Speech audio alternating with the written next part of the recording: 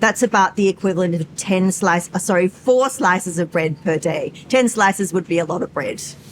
Hi, I'm Dr. Lucinda Wallman. We've gathered a number of questions from GPs about the diagnosis and management of celiac disease, from screening infants and at-risk patients to interpreting serology and managing patients already on a gluten-free diet. There's a lot to cover. Let's get started.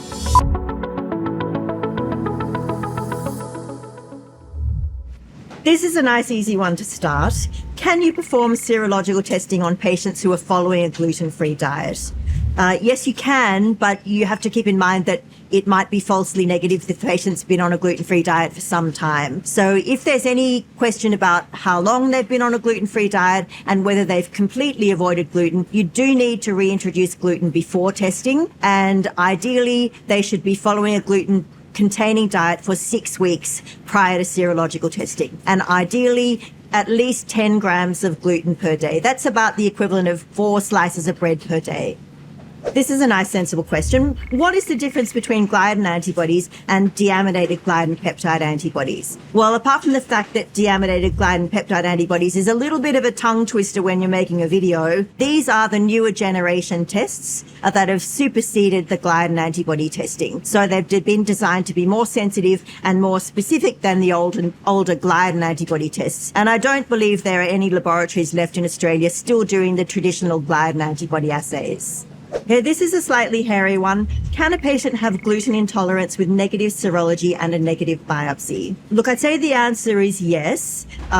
You need to consider that there might be falsely negative serological tests and that biopsy might show skip lesions. So there is a small chance that the patient does have celiac disease, and a celiac gene test might help to exclude that. There is also an entity known as non-celiac gluten intolerance, which falls more into the irritable bowel syndrome classification. And these patients have negative serology and a negative biopsy, but pretty similar symptoms, usually gut-oriented with diarrhea and constipation. And these patients will also respond to gluten avoidance, but they don't have the same complications that patients with celiac disease have. This is a pretty common question. How do I manage a patient who has an at-risk celiac genotype but negative serological tests? So let's assume that we've done the serological testing appropriately, so the patient is following a gluten-containing diet. If the serology is negative, we know it's unlikely the patient now has celiac disease. But if the genotype is at risk, they may go on to develop celiac disease in the future. So what we would recommend is repeating the serological screening every 2 years or so. Unless the patient develops very characteristic symptoms sooner, then you might want to bring it forward a little. This is a good question. A patient with high anxiety about a family history of celiac disease tests negative for the HLA-DQ2 and DQ8 genes. What could you confidently tell them? Well, if this were my patient, clearly they need some level of reassurance, but we know that the gene tests will detect 99.6% of patients with celiac disease. So if your patient is negative, you can very confidently tell them that they're most unlikely to go on to develop celiac disease. It's a very powerful test of exclusion. This is a nice 2-part question. Following a new diagnosis of celiac disease in a 40-year-old woman, which family members should be screened and how often? If this were my patient, it would be appropriate to screen first-degree family members, so siblings, children, and even parents who might have escaped a diagnosis up until later life. If you're going to do screening, I would recommend a combination of a celiac gene test and serological testing. If the gene test is negative, there's no need to do any further testing as you've confidently excluded celiac disease. If the gene is at risk, and the serology is negative, it would be recommended to repeat the serological testing every 2 years to see if celiac disease develops further down the track. This one's a really good question. I'm glad somebody has asked it.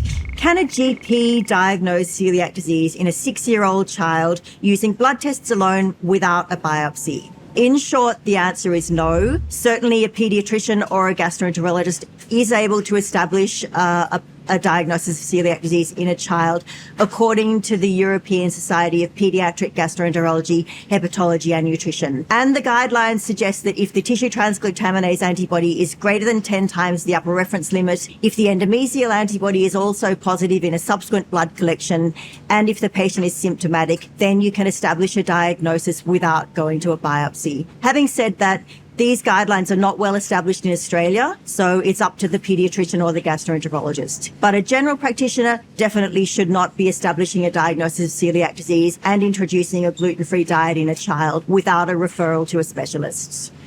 And I've saved the best question for last. What do you love about your job?